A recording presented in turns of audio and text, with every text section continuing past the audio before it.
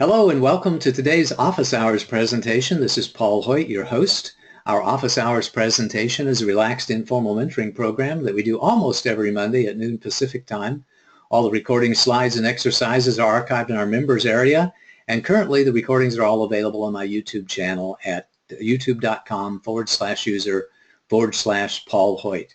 The reasons we do these office hours presentations is because we know that being a successful small business owner can be a great experience, but we also know that it's really tough. You need education, training, tools, and team to be successful, and we want you to get to know us, because when you get to know us, you'll know that first and most importantly, we care about you. We really do care about you. We want you to be successful in every area of your life, whatever that means to you. We want you to find the greatness, the happiness, the divinity within yourself, and then remember it, embrace it, and live it every single day as we try to do. Our passion is to increase the survival rate, accelerate the growth rate, and reduce the struggle rate of businesses in America. And our vision is to help millions of CEOs and entrepreneurs accelerate their business growth and enjoy greater harmony and balance in their lives. If you find these office hours presentations to be beneficial to you, to be helpful in any way, well, please pass the word. We all know business owners out there, and oftentimes they're being a little bit challenged. So you could raise up your hand and say, hey, have you heard about these office hours presentation? There is a ton of valuable free training and education that's available online. All you have to do is go to paulhoyt.com and sign up for it. We would certainly appreciate that. Our office hours presentations are usually an in-depth discussion of a business success principle. Then we offer closing remarks, any special offers, and an invitation for next week's session. And we go into open Q&A and coaching. So as you're listening to the broadcast today, if you can think of any questions that you have or anything that you would like to discuss, please write it down in the GoToWebinar chat log, or if you're listening to this recording, you're welcome to send us an email after the fact, and we'll be happy to get back with you and do our very best to support you.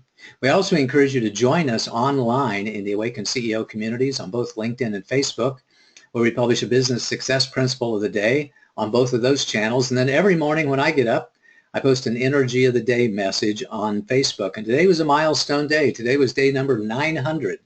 For the last 900 days in a row, every morning when I get up, I try to think of something insightful or inspirational to say about a word that I chose a long, long time ago, and inspire people, pass along any wisdom that I might have, etc. So I encourage you to sign up for our communities so you can enjoy those Energy of the Day postings every day.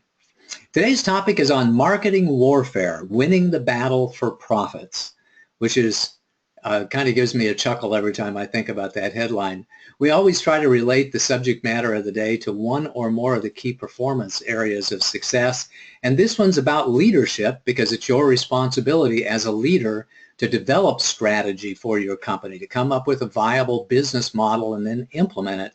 And that's about strategy. But today is also about marketing, because we're talking about marketing strategy, the way that you address your marketplace with your products and your services, and what strategies and tactics that you use to give yourself the very best chance at massive success.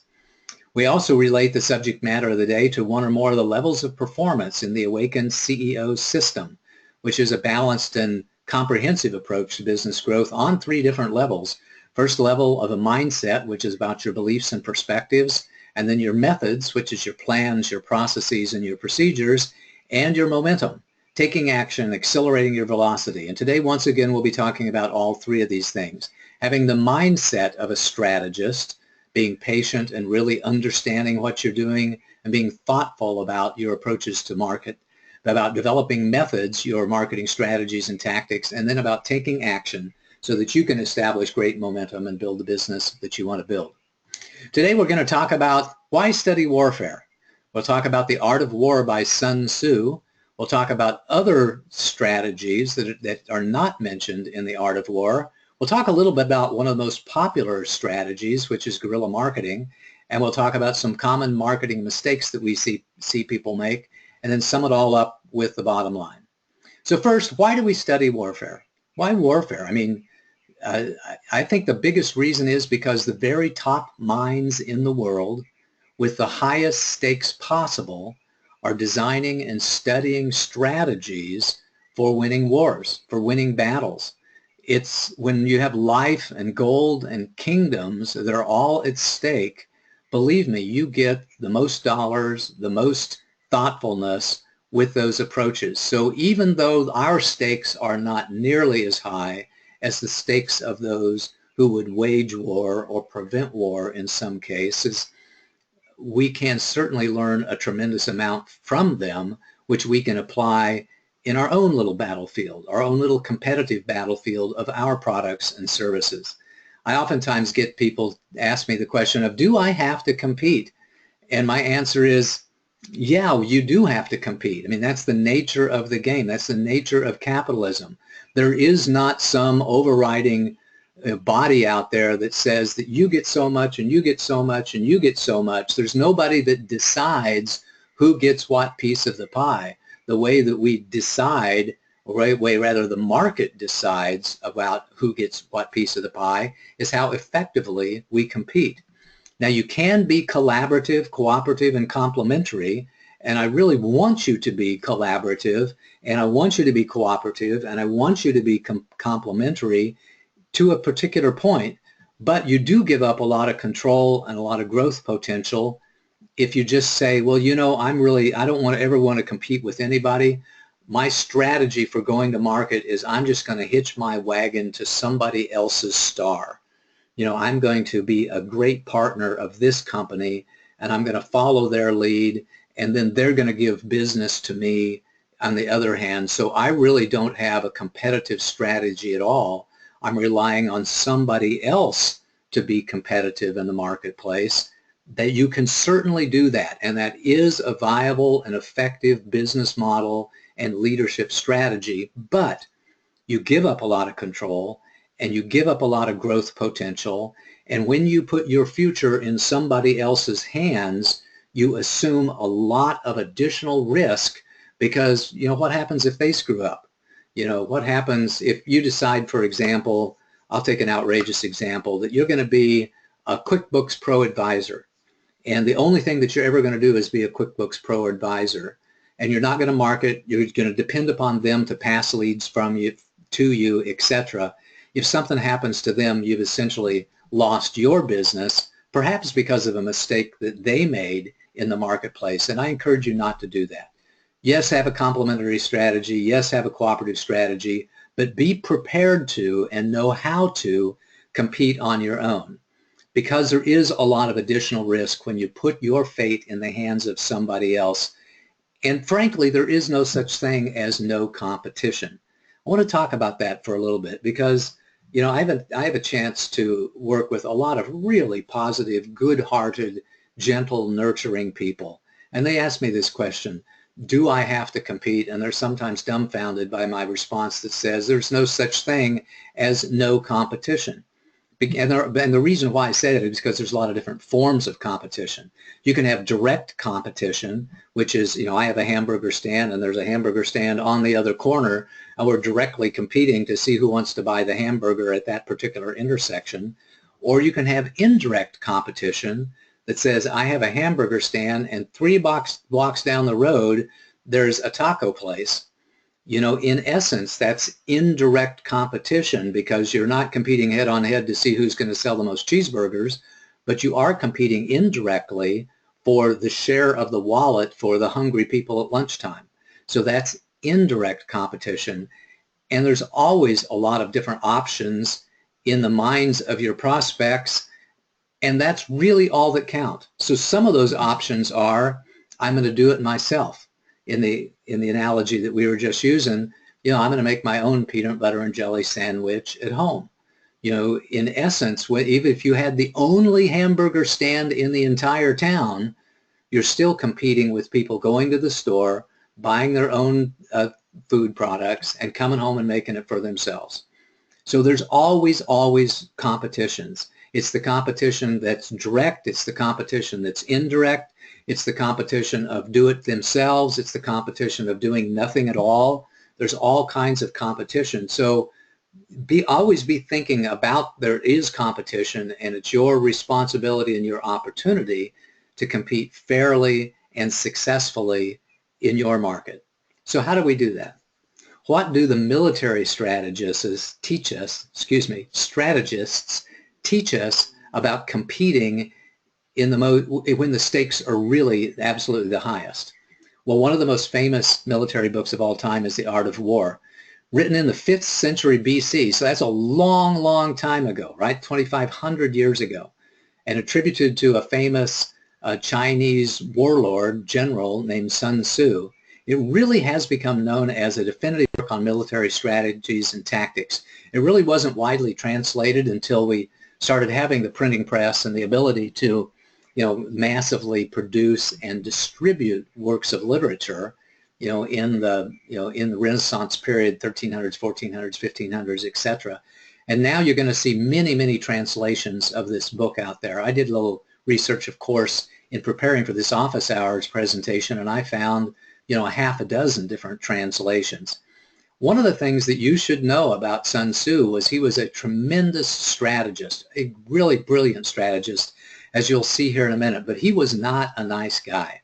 There are stories about him beheading people who did not follow his orders in ways that were not at all charming. So this was not a nice guy strategist. This was a ruthless competitor, a ruthless general competing on a battlefield where the stakes were absolutely the highest. The Art of War has many, many chapters. We're just going to buzz through these real quickly. First chapter was on laying plans, then came on waging war, then establishing a plan of attack, positioning yourself against the enemy, understanding your strategic power, understanding what illusion is and what reality is, and being cautious about what you think is real but is really not real. Maneuvering around your enemy, the 9 different tactics, which we will not go into, about waging war. The army on the march, the knowing the terrain and how incredibly important that is to know where the hills and valleys and water sources are and lakes and rivers and all that stuff. Knowing what 9 situations that you might find yourself in battle, and attacking with fire, and finally, I think it is the use of spies. So, if you were to read this book in its entirety, you would know a tremendous amount about his tactics that he implemented to be such a successful general 2,500 years ago. The book, in all of its translation, has an incredible number of really great quotes, and I'm just going to share a few of them with you here. And by a few of them, I mean I found sources on the internet that had like 150 great quotes out of this book. You'll be happy to know that I'm just going to share 5 or 6 of them with you today. First of all warfare is based on deception. A lovely thought that goes hand in hand with his chapter on the use of spies. We want to deceive our enemy as much as possible to get them to commit resources when they shouldn't commit resources, to get them to hold back when they should be being aggressive, etc. He loves to feign and pretend and fake out his competition. So one of these great quotes is, pretend to be weak so that your competition may grow arrogant. Another one is, attack where it is unexpected. And one of my very favorites is, the supreme art of war is to subdue the enemy without fighting, to have such an overwhelming advantage and be known to be able to use that advantage that your enemy simply gives up and sets down their swords and goes home. And another one, know thyself and know thy enemy, which goes hand in hand with one of my favorite quotes from the book, and the last one I'm going to share with you, which is, if you know the enemy and know yourself, you need not fear the result of 100 battles. If you know yourself but not the enemy, for every victory gained, you will also suffer a defeat. And if you know neither the enemy nor yourself, you will succumb in every battle. Now think about that for just a little bit. And how does that relate to us in marketing competition? In marketing competition, to me, applying the wisdom of this Chinese warlord to current marketing situations, the answer is pretty clear. Don't take any steps forward without market research. Understand what your strengths and weaknesses and opportunities and threats are. Understand who your competitors are and their approach to the market, how they do battle and how they try to compete successfully, so that you can have the very best opportunity to create a strategy that's going to work for you regardless of your relative size and regardless of your relative position in the marketplace. Sun Tzu has been summarized into the 5 F's of marketing or of warfare, which can also be the 5 F's of marketing warfare. Those 5 F's, and we're going to go through them each individually, are the frontal assault, the fortress approach, flanking strategy, fragmenting strategy, and the feign strategy. So real quickly, let's just run through each one of those. The frontal strategy says that we're going to do a head-on attack. We're going to take the entire marketplace head-on, our enemy head-on. But he cautions that you should only use this when you have an overwhelming advantage, at least 3-to-1 in his mind, because it's very resource intensive and very risky. With a frontal attack, essentially you're putting everything on the line all at once, and you're either successful or you're not successful. It's very difficult to live to fight another day when you have executed a frontal strategy, a frontal assault strategy. Ideally, it's coupled with speed and surprise, but the most important thing about a frontal strategy is that you never want to attack the enemy. You never, ever want to address the marketplace head on unless you have an overwhelming advantage. Because if you don't have that overwhelming advantage, you just don't want to kick a sleeping giant, because they might just raise up and use their incredible overwhelming advantage to just crush you. So use a frontal strategy when appropriate, but it's rarely appropriate in these days. A fortress strategy says that we're just going to defend our position and wait them out. We're going to let our competitor become weaker through unwisely expending resources trying to attack us perhaps where we cannot be attacked, and we're going to walk hand in hand with our clients and allies. The key part about having a fortress strategy is it requires a defensible position. You have to have already made a place in the marketplace, have intellectual property in place, have a particular customer base in place that you can defend extremely well in order to apply a fortress strategy. In sports, there was a famous boxing match a long time ago between Muhammad Ali and George Foreman, which they called the Thrilla in Manila, in which Muhammad Ali had a rope-a-dope strategy. And essentially, George Foreman was younger, he was bigger, he was stronger, he was more aggressive. Muhammad Ali, who had been fighting for a number of years at that point in time, but his strategy was perfect. He loosened the ropes on the boxing ring and essentially just bent backwards over the ropes until about the 4th or the 5th round, when George Foreman punched himself out, really just fatigued himself to the point of exhaustion, at which point in time Muhammad Ali came back and won the match because of his fortress strategy. It was absolutely brilliant.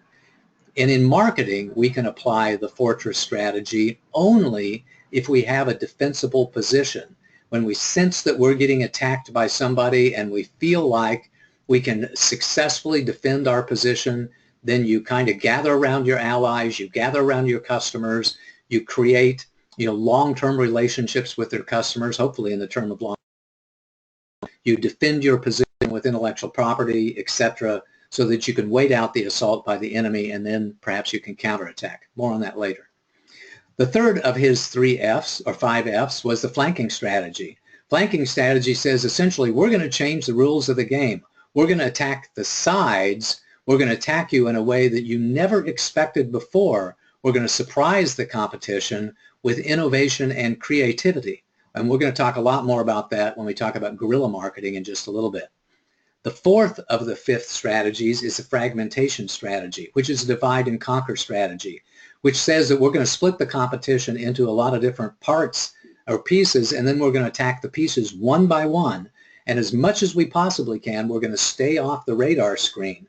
This is a classic implementation of picking your battles and really the foundation of niche marketing. This says essentially that we don't have the ability to compete head-on because we don't have a resource advantage that's at least 3-to-1, and it doesn't make much sense to us to really attack the sides of an existing huge market. So we're going to just pick a niche of that market, our hometown, our local block, people who are in our church environment, people who know us, and we're going to go and address the market first, in an extreme niche strategy in order to fragment it and establish a beachhead, and then we'll see what's next after that. The last of the 5 strategies is the most difficult to understand, and that's the feign strategy. That's where we're attacking by deception.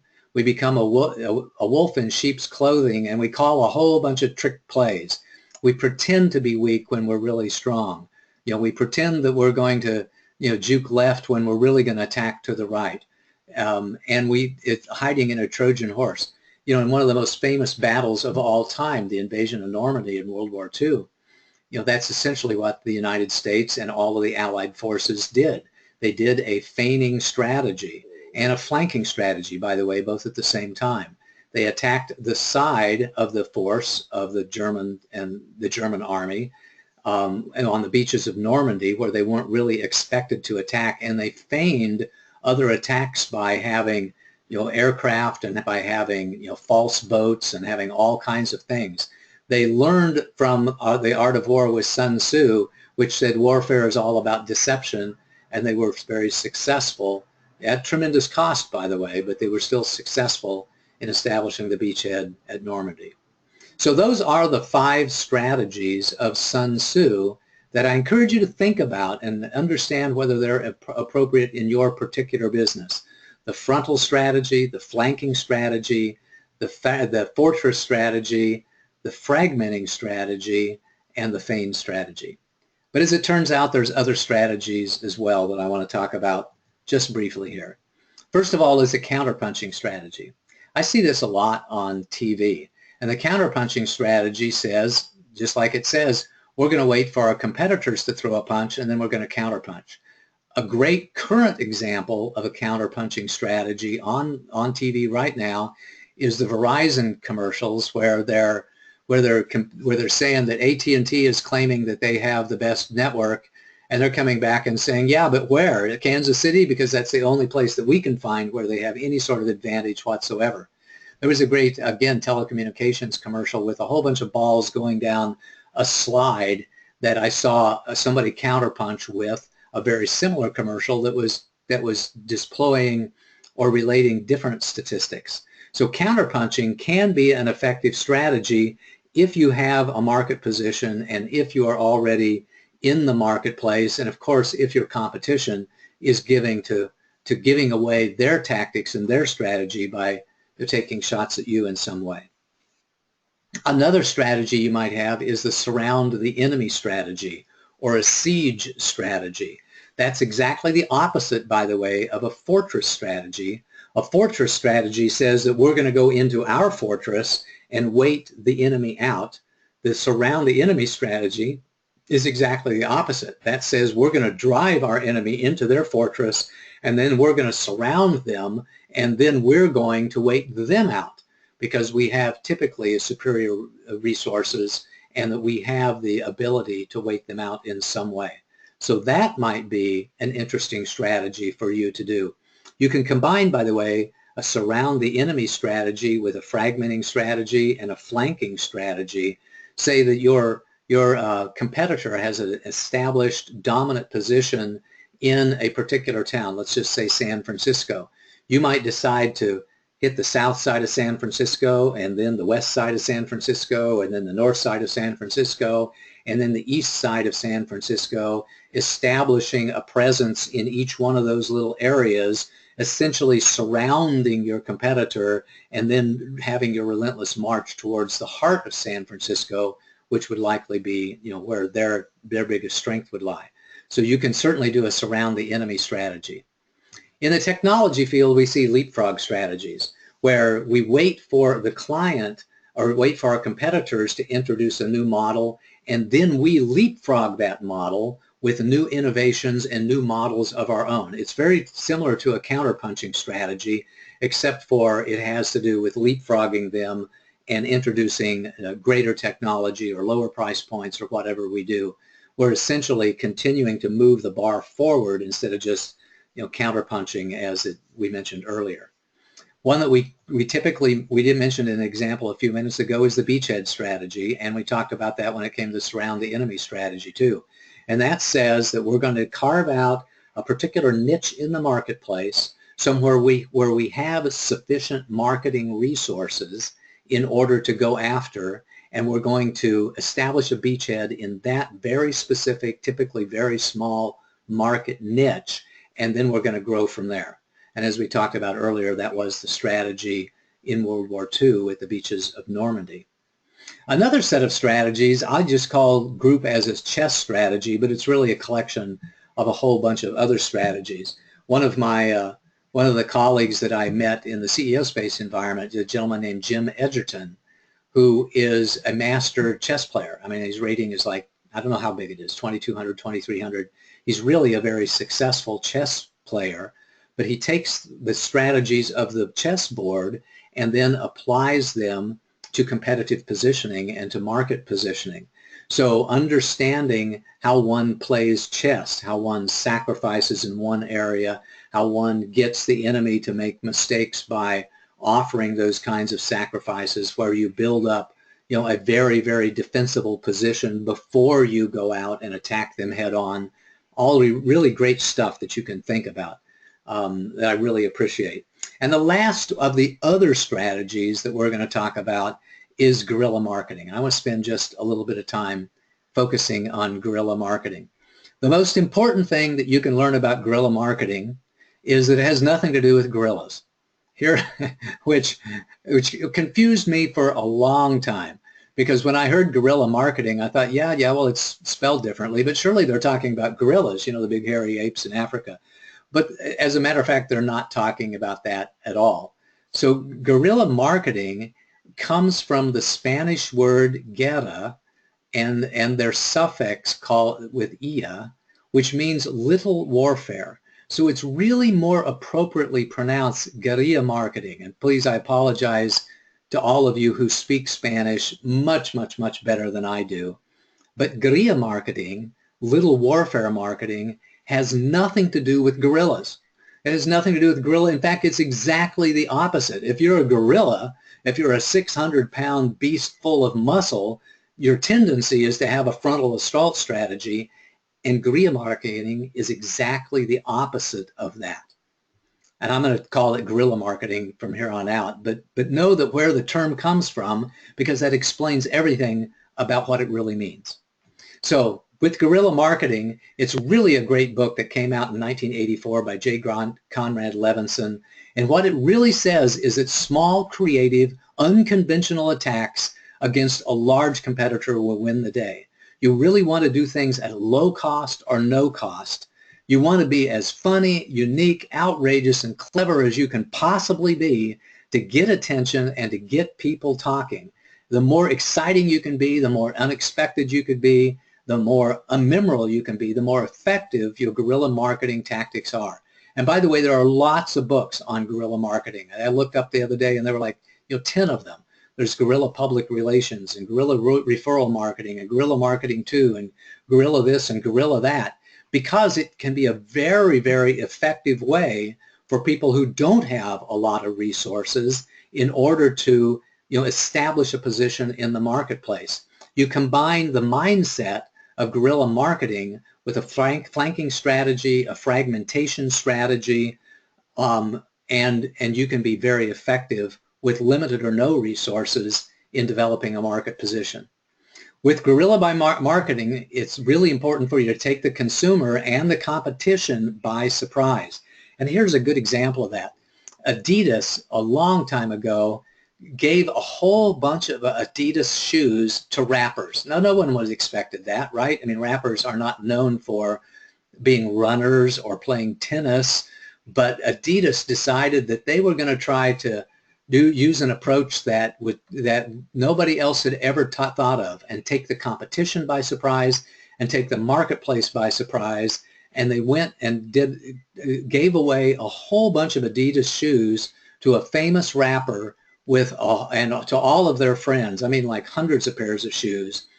And the rapper loved it so much that a week later he released a song about his Adidas, and they sold $22 million of shoes in just 1 week, because they took the market by storm. by taking an approach to market that nobody else would have thought of at all.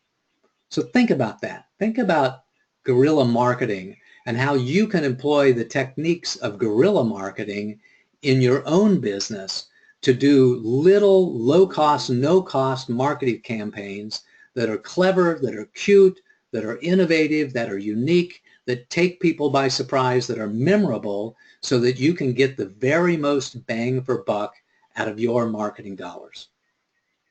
Before we sum it up to the bottom line, I want to talk a little bit about marketing mistakes that I see people make relative to the conversation that we just had on strategy. The biggest mistake that I see people make is frontal assaults with limited funds. I think we lost Paul there for a minute. Can you guys still hear me? Can you guys hear Paul? Oops.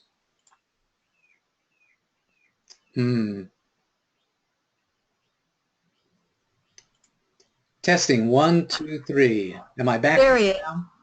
Stephanie, you are back. Thank you so much. I apologize for the loss of the internet connection there for just a minute. Stephanie, what was the last thing you heard me say? You were talking. We were talking about the unconventional thinking outside the box for guerrilla marketing. We're summing up guerrilla marketing. I hope that I was able to sum that up. Okay, we'll get other people have questions. We'll get into the Q&A portion here in a second, and we'll go for it. So I was starting to talk about marketing mistakes. The biggest marketing mistake that I've ever seen people make is frontal assaults with limited funds. They want to pretend that they're really big.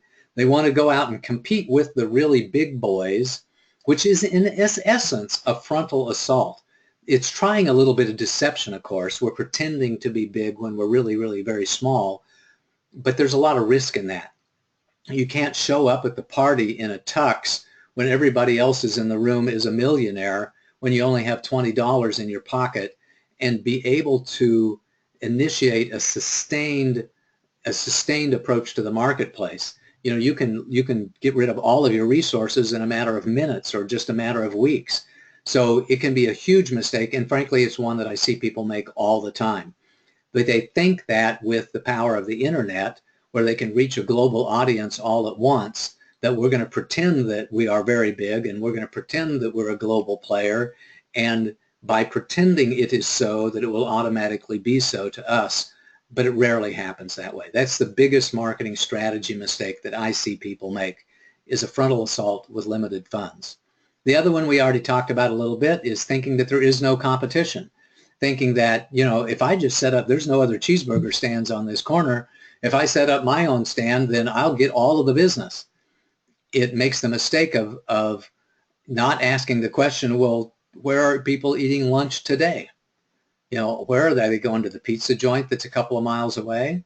Are they going to the store and buying the salads? Are they going to the deli counter that's now in Safeway and Whole Foods and practically every big store that's out there? And where are they eating lunch today? It goes, oh, don't think for a second that you don't have any competition, because that competition can be direct, it can be indirect, it can be you know, do it yourself, and it can be do nothing at all. But you always, always, always have competition. People who think that they have no competition oftentimes don't do the competitive research. They don't really understand, you know, how your customer is being satisfied today, why people are buying their competitors' products, how what their competitors' marketing strategies are, etc. And they just blindly, you know, go into battle without understanding their strengths and their weaknesses and developing a strategy whatsoever. Sometimes I see people that have poor competitive research. I have, you know, worked with, you know, 80 people or so on developing their business plans, and every once in a while somebody has done a little bit of market research, but they've done it from a sense of really wanting confirmation bias. You know, they thought that they understood their competitive position, and the only results that they came back from with their competitive research was stuff that validated what they wanted to be true, what they already thought was being true. They didn't do objective market research. They just looked for evidence to validate their own opinions and their own convictions. And that doesn't work either. That's one of the reasons why it's real important to get multiple people doing market research. And one of the reasons, by the way, when I do business plans for my clients and help people with strategy that I always do my own market research. I don't rely on the client to do objective nor complete market research, because I found that I can add a lot of value to my clients by doing my own market research. And the worst marketing mistake of all is having no strategy at all. Just kind of, hanging out your shingle and expecting the world to beat a path to your door, because, they'll figure out how good you are just because you're there. That's not a marketing strategy at all. I strongly, strongly recommend that you develop a marketing strategy, and that brings us to the bottom line. So here's the bottom line. When it comes to marketing warfare, winning the battle of profits for yourself, look before you leap. Do objective market research. Understand who your competitors are, the direct ones, the indirect ones, and the other ones. Understand how your competitors are addressing the marketplace, whether they're using a frontal approach, whether they're using a fortress approach, etc., so that you can develop a strategy that effectively counterpunches and effectively allows you to take your uniqueness and take advantage of your opportunities that you have in the marketplace. When you have a strategy, you will absolutely have better results. And I really strongly recommend that you study the masters in strategy before picking yours. And I talked today about 10 or 12 different strategies. Well, there's probably a lot more than that too. But if you study these 10 or 12 and really understand them and understand your resources and understand your competitor's position, you're going to have a lot better strategy for yourself. And the last one I'll leave you with is choose your battles carefully. That's a tremendous, tremendous wisdom. When you find yourself in an untenable position, back off and live to fight another day. And when you find yourself in having an advantageous position, when you see an opportunity in the marketplace, then by all means, jump through that and just go for it. But choose your battles carefully. Make sure that you have a very good chance of winning the battle before you ever pick up the sword in the first place. In our agenda today, we talked about why study warfare. We talked about the art of war and the 5 F strategies from the Art of War by Sun Tzu. We talked about other strategies, spent just a little bit of time focusing on one of the most popular ones that I like, Guerilla Marketing or Guerrilla Marketing. Talked a little bit about marketing mistakes and summed it all up to the bottom line. So here's your homework. Here's what I want you to do. Study these strategies, as I said. Get very real about your strengths and weaknesses. Get real about your competition, and then pick a strategy and execute. And as always, if you need some help or some support, get a mentor or a coach. And we'd love to have the opportunity to talk to you about how we can help you develop your marketing strategy going forward. There are lots of related office hours presentations. If you really enjoyed this one, you might go back and listen and watch on one of these other ones. The Art of Profitability 1 and 2, office hours 33 and 34, offer a lot of different options that you have for selecting a business model. Once you understand your strengths and weaknesses, and once you understand what your competitors are doing in the marketplace, that gives you the opportunity to be innovative and creative. And one of the ways of doing that is to study all of the different ways that you have of being profitable yourself. In the Art of Profitability, the book identifies, I think it's 23 or 26 different profitability strategies. In the Art of Profitability 2, I came back and defined another 20 of them that I think the author missed. So you might want to read those for ideas about how you can adjust your business model to get more profits out of your marketplace. The Blue Ocean Strategy number 44 was a great one, talking about that approach to going out to the marketplace. We offered a lot about the process of strategic planning in number 96, and number 103 was on how to be a great leader, of which, as I said when we started out, one of the key responsibilities of a leader is to develop your business model and develop your go-to-market approach and to build your team around that strategy. So I really encourage you to study leadership and to be the best leaders that you can possibly be. We're going to go into open Q&A here in just a minute. First, comments and questions on the topic of the day, and then any other issues that you want to talk about. Tell me what your biggest takeaways are and what the insights are that you gained from this presentation, and tell me what you're going to focus on. Here at the Hoyt Management Group, we are proud, really proud, of the way that we approach the marketplace. We love to work with people to help them be successful in their businesses. We pride ourselves on giving people just exactly what they need, what they really want, and what they can really afford through a very broad portfolio of support services. We can teach you how to do it yourself with these office hours presentations and other information products that we have. We can do it with you when it comes to creating financial models, business plans, strategic plans, product funnels, sales strategies, etc. We love to work hand in hand with our clients to help them develop their own strategies so that they can have a tremendous ownership of that and they can use it going forward. And in some cases, we do it for you. There are some things that you can simply throw over the wall to us and know that we'll get it done professionally and quickly with a high degree of quality and get it back to you in an appropriate time frame. And our next office hours is going to be in 2 weeks on May the 23rd. I'm going to be out of town the rest of this week, as I said when we opened this up, going back to Wichita, Kansas and visiting family. So I'm going to take next Monday off because I want to spend time with family instead of spending time preparing for an office hour. So we're going to skip a week. When we come back together on May the 23rd, I haven't decided on the topic yet. So let me know what topics that you'd like for us to address here in our office hours presentations by going to paulsurvey.com and filling out the survey. And in between now and the time that we meet again, do your homework. Think about strategy. Study marketing warfare. Study all kinds of different strategies and step back for at least a few minutes, if not a few hours, thinking about your competition, your strengths, your weaknesses, your opportunities, your threats, and picking a strategy that you can use effectively, for the next quarter, for the balance of this year. Let's jump into open Q&A and coaching. We'll hope that the internet connection stays up. Stephanie, do we have any comments, questions on today's subject? Yes, we do. This is my favorite part. Okay, what is more important, product or marketing? I used to think it was the product, but I often see that the main differentiator between competing products, between competing companies comes down to marketing. You're absolutely 100% right. And I have to tell you, it sounds like, and I'm not sure who gave that question, but it's probably somebody who is highly creative, very brilliant, been working a long time on their own products, and they have an inventor's mentality or inventor's mindset.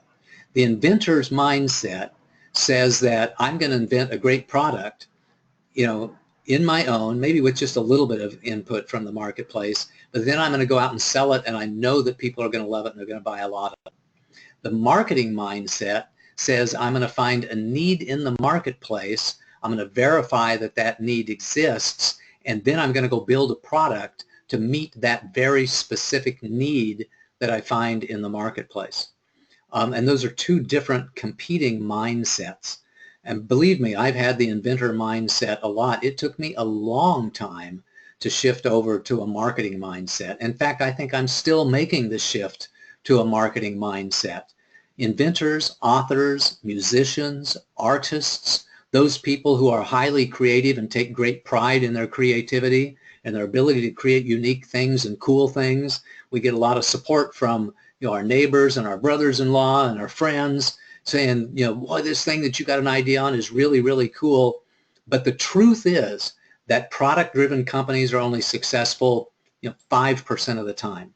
Market-driven companies are successful 90% of the time. So I applaud you for waking up to that. That is a painful lesson for everybody who is an inventor, author, musician, artist, to realize that your talents are not nearly as important when it comes to making a profitable business as are the talents of a shrewd marketeer.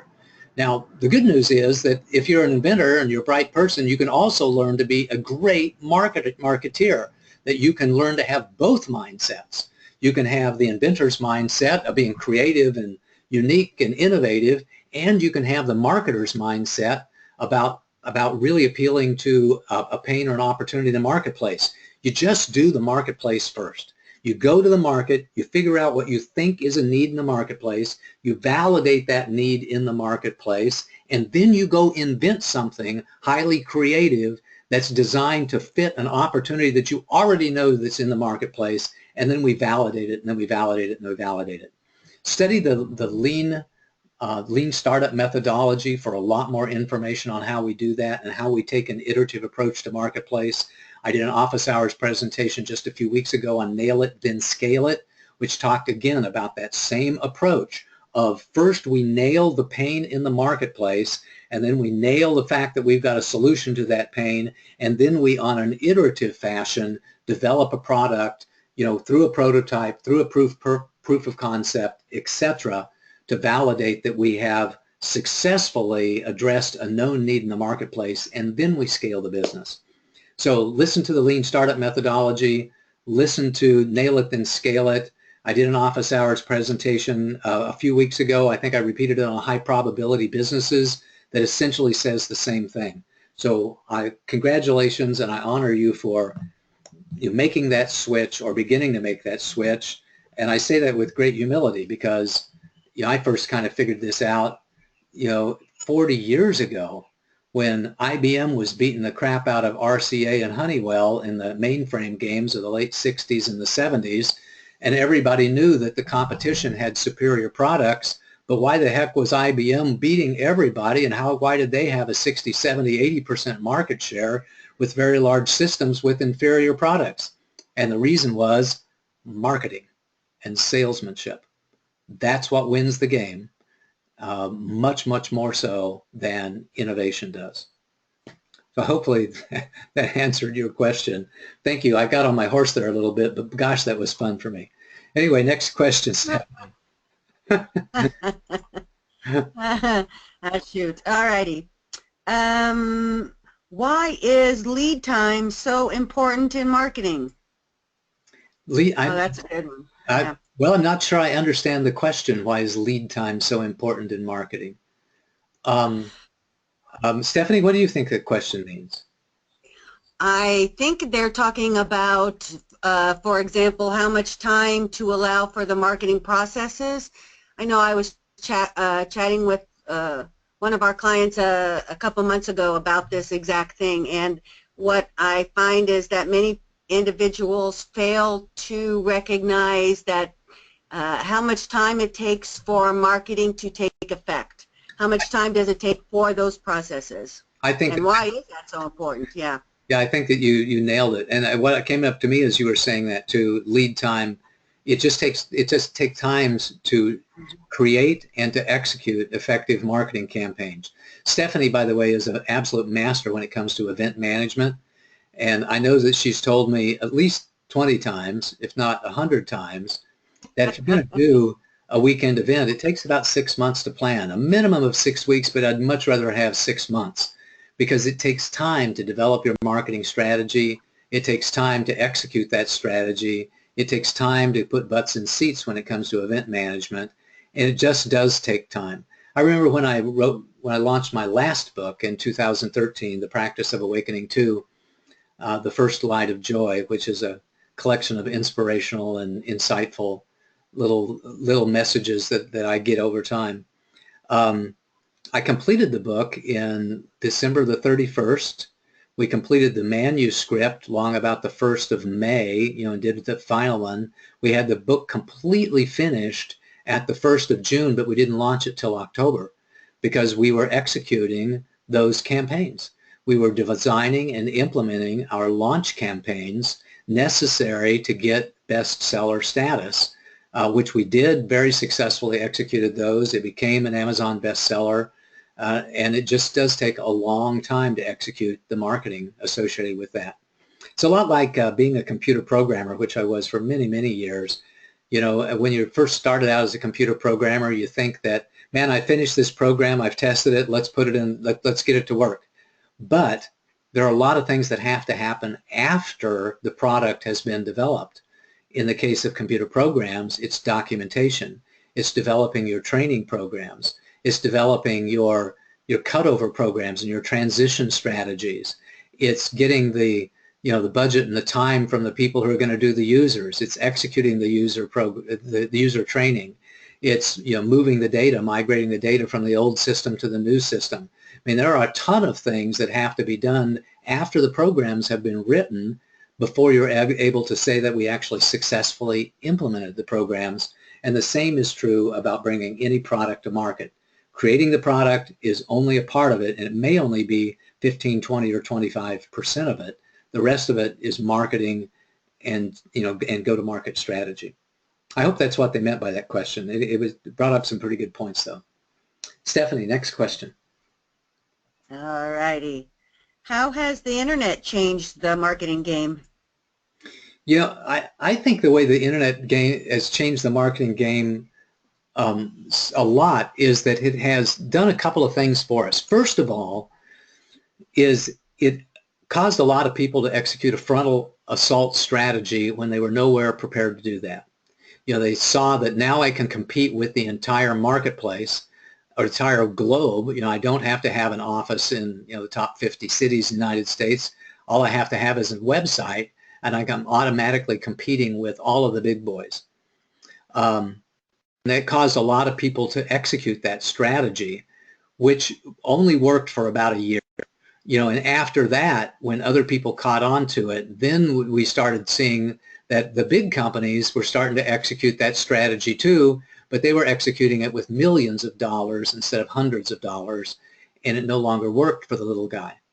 So the second thing that happens is what is happening right now with the internet is it really enables the fragmentation strategy, the flanking strategy, the guerrilla marketing strategy, and the niche marketing strategies by allowing you to target very specific portions of the marketplace. And the way that we target those digitally, we don't have to physically have a presence there. So we can, for example, buy Google AdWords for people who are searching on specific keywords. And we're only essentially attacking or competing with people who are also wanting to sell things to the people who are using those same keywords. We can, with Facebook ads and LinkedIn ads and Google ads, we can go after very specific demographic segments. I can pick, for example, I want to market in San Francisco to everybody who has an income of over $100,000 a year and no children, and who's between the ages of 35 and 55, and who is a graduate of Stanford University. I mean, you can get very, very, very picky and very detailed. So the internet has enabled niche marketing strategies, flanking strategies, fragmenting strategies like we never even knew the possibility was there before it really started. Really came, I think it's really only been the last 5 or 6 years that we've seen that be incredibly successfully demonstrated. We've had direct marketing, by the way, since the late 70s.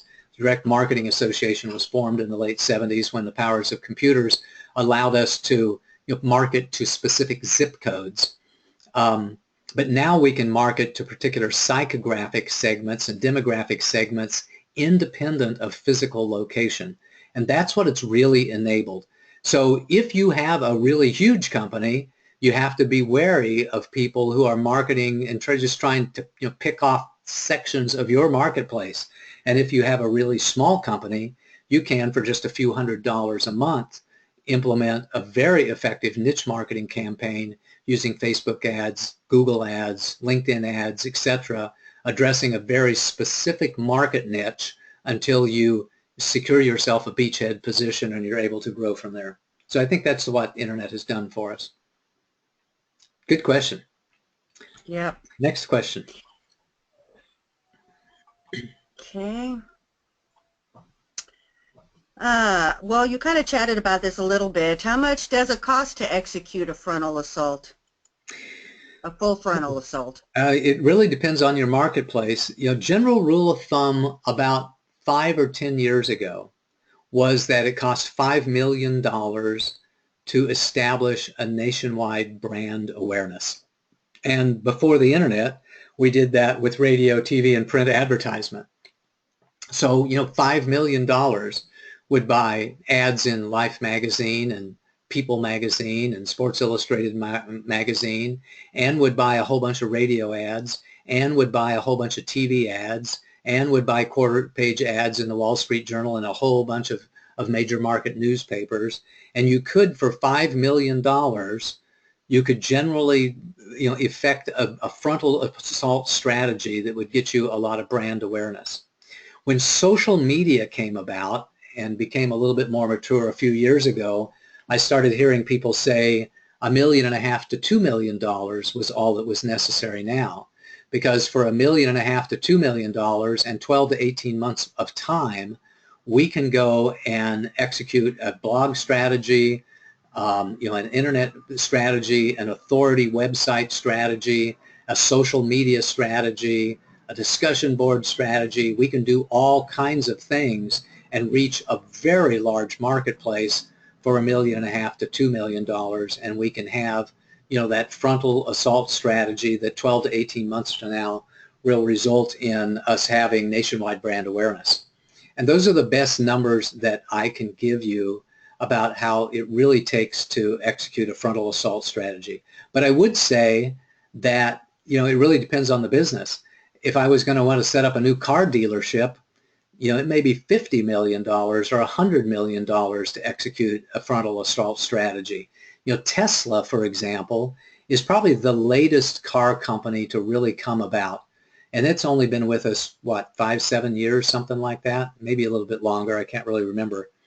But, I'm sure that they have spent hundreds of millions of dollars, if not billions of dollars, in a combination of product development and marketing strategy to go after the marketplace in a very big and bold way.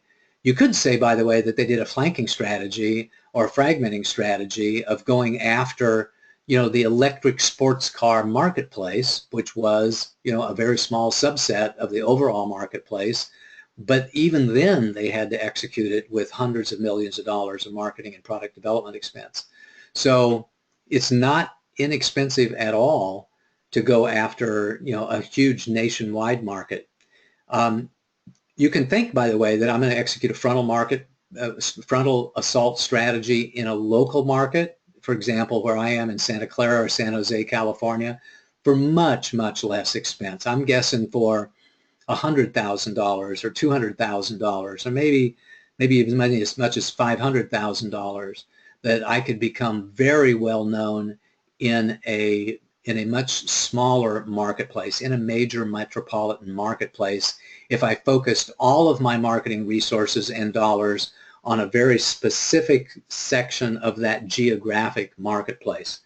So there's just some ideas and some thoughts. It can be very expensive to do any sort of frontal assault strategy as opposed to a guerrilla marketing strategy, which can be done for no cost, little cost, just a few $100s, just by doing clever, innovative, and other kinds of things. By the way, one thing I forgot to say about guerrilla marketing, that's really nothing more than Indian warfare. Around the turn, when was it, the Revolutionary War? And there was this French and Indian War that was sometime around the late 1700s, early 1800s. Believe me, the British and the French weren't very happy that the rebels, the revolutionaries, were not fighting the way that the English were used to fighting. The English were used to, lining up huge, massive armies in great big open fields and marching towards each other and essentially frontal assault. That was the only strategy that they knew. And where they were really not happy when the settlers were, positioning themselves in the trees and were picking them off one by one like they were squirrels. It really bugged the crap out of them. That's essentially, a guerrilla marketing strategy. It's a little war strategy. We're going to go and inflict, severe damage, on a much larger enemy by attacking them in little tiny places at a time. Kind of a blitzkrieg strategy. We'll go do a surprise attack, and then we'll leave very, very quickly to not allow them to counterpunch. And that can be done pretty well from a marketing standpoint too. We got 101. Stephanie, do we have one more question, or are we at the end of our questions for today? One more. Okay. How do I find a good marketing consultant? Wow. Good question. Let me answer it this way. Marketing is really a whole bunch of different domains, a lot of different areas of expertise. So when I think of marketing, I think of marketing strategy, which we've talked a lot about today, and product development strategy, which we've talked a little bit about today too. It's about branding, which is now that we know how we want to address the marketplace, What do we want our clients to think and feel every time they come into contact with us, and how do we encourage that through our colors and our logos and our fonts and our headlines and our marketing messages? That's one other aspect of marketing. Another aspect of marketing would be alliances and partnerships. Another one would be product development and product development life cycles. And another one would be lead generation. So all of those different aspects of marketing, may take different marketing consultants. I'm sure that there are marketing firms out there that if you had a $100,000 budget, you could walk into and say, I want you to do all this stuff. I want you to be my marketing department. I want you to develop my marketing strategy. I want you to develop the brand and help me implement that brand and manage that brand. I want you to develop and implement my alliances and partnership strategy.